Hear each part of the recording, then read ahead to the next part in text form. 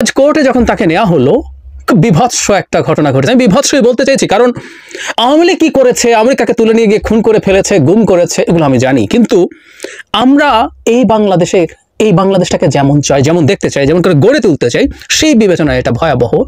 সেটা হচ্ছে দীপু মনির গায়ে হাত তোলার চেষ্টা করেছে, তাকে কিল ঘুষি মারার চেষ্টা হয়েছে এবং কিছু কিছু কিল ঘুষি তার গায়ে লেগেছেও। তাকে বরাবর মতো হেলমেট এবং বুলেট প্রুফ জ্যাকেট পরিয়ে নেওয়া হয়েছে। কিন্তু আমরা যদি ভিডিওটা দেখার চেষ্টা করি, প্রচুর পুলিশ মিলে তাকে রীতিমতো ঘিরে নিয়ে যাওয়ার চেষ্টা হচ্ছে, কিন্তু পারা যাচ্ছে না। মানুষ এতটাই ভয়ঙ্কর মারমুখী হয়ে উঠেছেন, বিশেষ করে লয়াররা।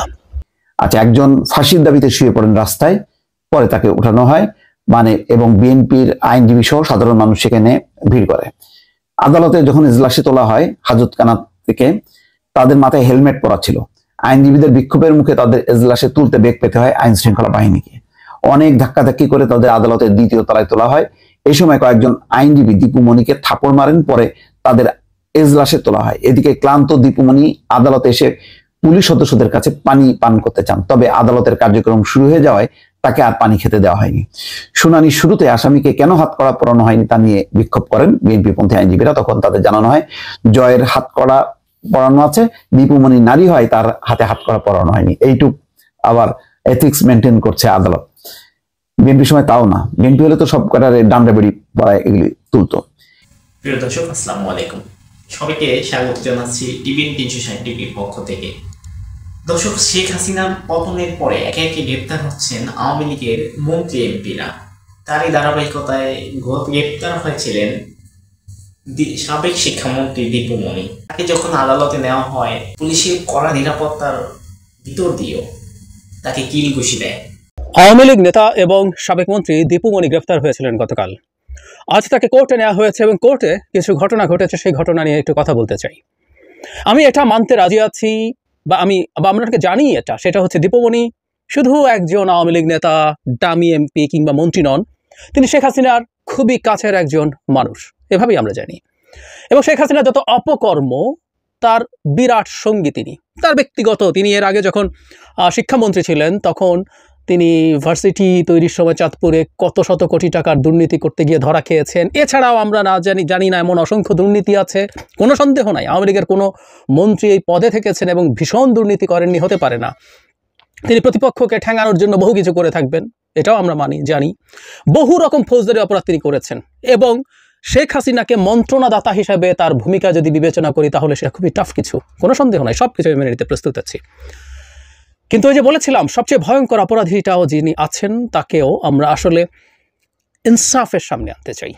একটা যৌক্তিক ভিজিবল ন্যায় বিচারের সামনে এনে শাস্তি দিতে চাই। দীপু মনির শাস্তি প্রাপ্য, এটা আমি বিশ্বাস করি। অনেক মামলা তার বিরুদ্ধে করা যায়, যেগুলো জেনুইনলি সাবস্ট্যান্স আছে এবং যেগুলো দিয়ে তাকে শাস্তি দেওয়া যায়, সেটাই হওয়া উচিত। কিন্তু আজ কোর্টে যখন তাকে নেওয়া হলো, খুব বিভৎস একটা ঘটনা ঘটেছে। আমি বিভৎসই বলতে চাইছি, কারণ আওয়ামী লীগ কি করেছে, আমেরিকাকে তুলে নিয়ে গিয়ে খুন করে ফেলেছে, গুম করেছে, এগুলো আমি জানি। কিন্তু আমরা এই বাংলাদেশটাকে যেমন চাই, যেমন দেখতে চাই, যেমন করে গড়ে তুলতে চাই, সেই বিবেচনায় এটা ভয়াবহ। সেটা হচ্ছে দীপু মনির গায়ে হাত তোলার চেষ্টা করেছে, তাকে কিল ঘুষি মারার চেষ্টা হয়েছে এবং কিছু কিছু কিল ঘুষি তার গায়ে লেগেছেও। তাকে বরাবর মতো হেলমেট এবং বুলেট প্রুফ জ্যাকেট পরিয়ে নেওয়া হয়েছে। কিন্তু আমরা যদি ভিডিওটা দেখার চেষ্টা করি, প্রচুর পুলিশ মিলে তাকে রীতিমতো ঘিরে নিয়ে যাওয়ার চেষ্টা হচ্ছে, কিন্তু পারা যাচ্ছে না। মানুষ এতটাই ভয়ঙ্কর মারমুখী হয়ে উঠেছেন, বিশেষ করে লয়াররা।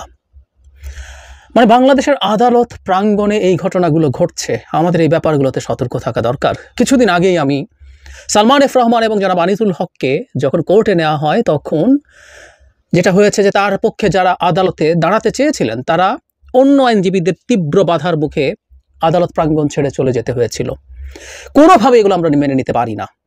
যেই অপরাধীর বিরুদ্ধে আমরা মামলা করছি, তার আইনি সুরক্ষা পাওয়ার অধিকার আছে, রাষ্ট্রীয় যে প্রচলিত আইন আছে সেটার অধীনে তার আইনজীবীর সেবা পাওয়ার অধিকার আছে।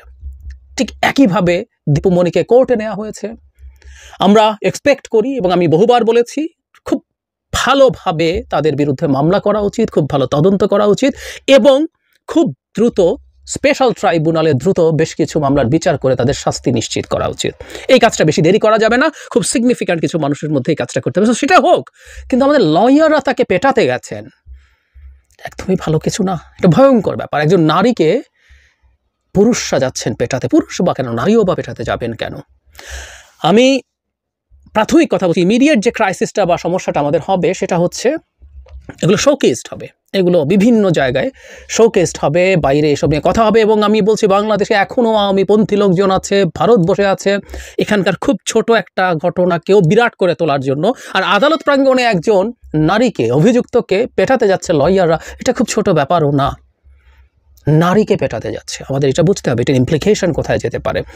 আর আগেও বলেছি, ধরে নিলাম ইন্টারন্যাশনাল কমিউনিটি কিছু বললো না, আমরা তো এই বাংলাদেশ চাই না। আমরা চাই, আমরা সত্যিকার অর্থেই একটা ন্যায় বিচারের, একটা ইনসাফের বাংলাদেশ গড়ে তুলতে চাই।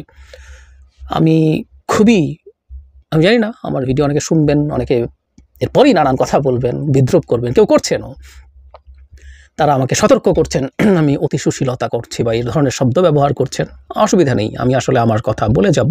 কিন্তু আমি আপনাদেরকেও বলি, যারা এই ব্যাপারগুলোকে খুব সহজভাবে নিচ্ছেন বা যারা করতে চাইছেন, যারা মনে করেন তাদের হাতের কাছে পেলে করবেন, আওয়ামী লীগ কী করেছে সেটার সাথে তুলনা করছেন, আমরা আওয়ামী লীগকে স্ট্যান্ডার্ড এনে তুলনা করে কোনো কথা আসলে বলবো না, কোনোভাবেই এটা ঠিক হবে না।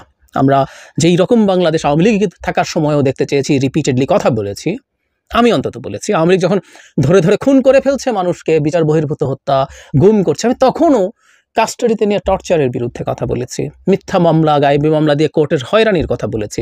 কারণ আমি নাগরিক হিসেবে রাষ্ট্রে যেই অধিকার পাই সেই অধিকারগুলো আমি চেয়ে গেছি। এবং একটা কথা আমাদের মনে রাখা দরকার, খুবই কেতাবি কথা মনে হবে, খুবই সুশীলীয় মনে হবে, সেটা হচ্ছে ন্যায় বিচার সব মানুষের জন্য নিশ্চিত হতে হয়। যে মানুষটা আপনাকে আমাকে ন্যায় বিচার দেয় নাই, যে মানুষটার বিভৎসতার ভয়ে আপনি সবসময় তটস্থ ছিলাম, যেহেতু গত অন্তত 13-14 বছর টানা সরকারের বিরুদ্ধে লিখেছি, বলেছি, সুতরাং আমি জানি এই ভীতিটা কেমন, আমি জানি। আমাকে এগুলো কেউ প্লিজ শেখাবেন না, জানাবেন না, আমি দেখে এসছি এগুলো। তারপরও বলছি, যার ভয়ে আমি তটস্থ থেকেছি, সংকটে থেকেছি, সাফার করেছি, ন্যায় বিচার তার জন্য চাইতে হয়। সে যতই অমানবিক কাজ করুক না কেন, মানবাধিকার তার জন্য প্রযোজ্য। সেই কথাটা আমাদের জন্য আমরা যেন মনে রাখি, অন্তত এই বাংলাদেশে। আমাদের খুব জটিল পরিস্থিতি তৈরি হবে ফর শিওর। শেষে নেওয়ার পথে কি ঘটনা ঘটে, কয়েকজন আইনজীবী দীপু মনির গায়ে থাপ্পড় ও কিল ঘুষি দেন। এর আগে রাজধানীর মোহাম্মদপুরে আবু সাইদ নামের এক দোকানিকে হত্যা মামলায় তাদেরকে গ্রেপ্তার করা হয়। তারপরে বেলা 3:20 তাদেরকে আদালতে হাজির করা হয়। আচ্ছা, একজন ফাঁসির দাবিতে শুয়ে পড়েন রাস্তায়, পরে তাকে উঠানো হয়, এবং বিএনপির আইনজীবী সহ সাধারণ মানুষ সেখানে ভিড় করে। আদালতে যখন এজলাসে তোলা হয় হাজতখানা থেকে, তাদের মাথায় হেলমেট পরা ছিল। আইনজীবীদের বিক্ষোভের মুখে তাদের এজলাসে তুলতে বেগ পেতে হয় আইন শৃঙ্খলা বাহিনীকে। অনেক ধাক্কাধাক্কি করে তাদের আদালতের 2য় তলায় তোলা হয়। এই সময় কয়েকজন আইনজীবী দীপু মনিকে থাপ্পড় মারেন, পরে তাদের এজলাসে তোলা হয়। এদিকে ক্লান্ত দীপু মনি আদালতে এসে পুলিশ সদস্যদের কাছে পানি পান করতে চান, তবে আদালতের কার্যক্রম শুরু হয়ে যাওয়ায় তাকে আর পানি খেতে দেওয়া হয়নি। শুনানির শুরুতে আসামিকে কেন হাতকড়া পরানো হয়নি তা নিয়ে বিক্ষোভ করেন বিএনপিপন্থী আইনজীবীরা। তখন তাদের জানানো হয়, জয়ের হাতকড়া পরানো আছে, দীপু মনি নারী হয়, তার হাতে হাতকড়া পরানো হয়নি। এইটুক আবার এথিক্স মেনটেন করছে আদালত। বিএনপি সময় তাও না, বিএনপি হলে তো সব কাটারে ডান্ডা বেড়ি পড়ায় এগুলি তুলতো। এজলাসে আইনজীবীদের হৈহুল্লোড়ের মধ্যেই শুনানি হয়। রাষ্ট্রপক্ষের ইন্সপেক্টর মোহাম্মদ আসাদুজ্জামান আসামিদের 10 দিনের রিমান্ড মঞ্জুর প্রার্থনা করেন। আসামিদের পক্ষে আইনজীবীদের রিমান্ড বাতিল চেয়ে জামিন আবেদন করেন। 3:50 দিকে জয় আদালতের উদ্দেশ্যে কথা বলতে চান, এর তীব্র বিরোধিতা করেন আইনজীবীরা। তারা চিৎকার হুল্লোড় করতে থাকে, তবে জয় কথা বলেই যান। উভয় পক্ষের শুনানি শেষে আদালত জানান তারা এজাহার নামীয় আসামি নন, সন্দিগ্ধ আসামি হিসেবে গ্রেপ্তার করা হয়। নারী হয় দীপু মনির 4 দিন এবং আরিফ খান জয়কে 5 দিনের রিমান্ড দেয়। শুনানি শেষে সন্তুষ্ট হয়নি বিএনপিপন্থী আইনজীবীরা, তারা ভুয়া স্লোগান দিতে থাকেন। এর মাঝে এজলাস ত্যাগ করেন বিচারক। এরপর দীপু মনি ও জয়কে নিচে নামানো হয়। এর মাঝে তাদের কিল ঘুষি মারেন আইনজীবীরা। তখন দীপু মনি চিৎকার করে ওঠেন, আর জয় তাকিয়ে দেখেন। পরে নামানোর সময় ধাক্কাধাক্কিতে সিঁড়ি থেকে পড়ে যান দীপু মনি।